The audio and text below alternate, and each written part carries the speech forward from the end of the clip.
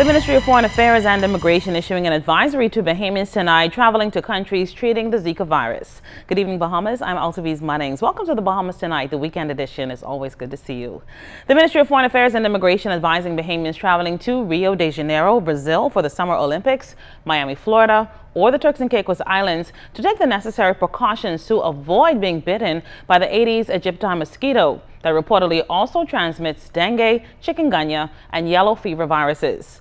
Now, Foreign Affairs officials want Bahamians traveling to Florida to be aware that while the number of reported cases there, as well as the Turks and Caicos Islands, are small, anyone traveling should take appropriate precautions.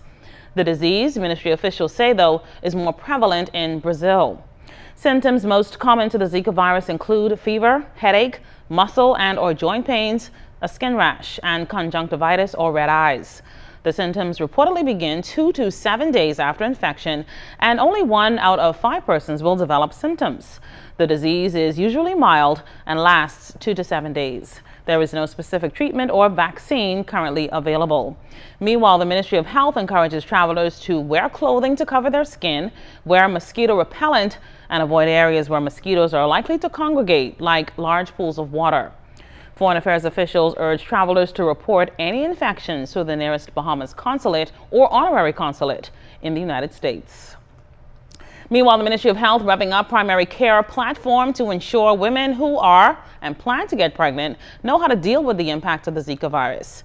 While the U.S. Centers for Disease Control monitors cases in Florida, as well as its close proximity to the Bahamas, health officials plan to meet with all women who want to become more educated about the disease. Ministry of Health consultant Dr. Percival McNeil issued this advice.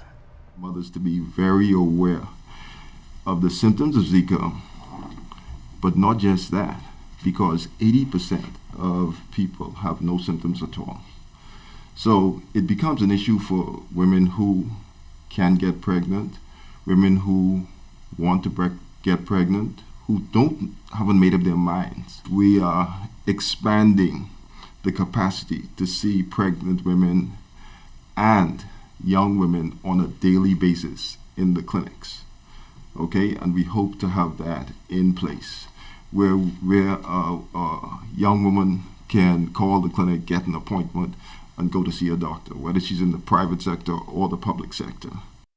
Dr. McNeil also advised that cooking oil placed in water stops mosquito larvae reproduction.